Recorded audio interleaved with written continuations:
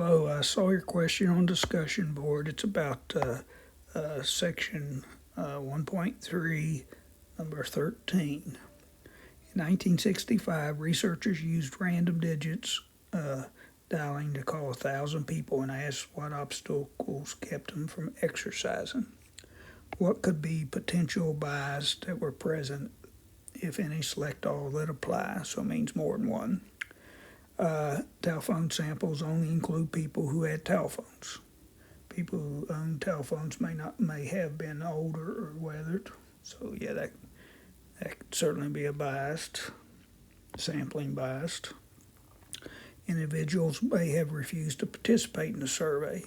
Non-response biased. Yeah, that can always be a problem. Individuals may not have been available when the researchers were calling. Yes. So you may have to do a callback. So those certainly are all possibilities. No one talks honestly about their exercising habits with people.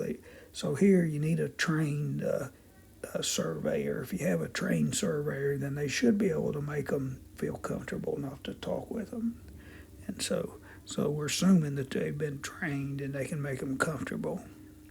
And so assumption that they're trained and make them feel comfortable, and I guess we'll not take it as a potential biased. I guess these are non-response, and we're sampling biased here. Hope that helps.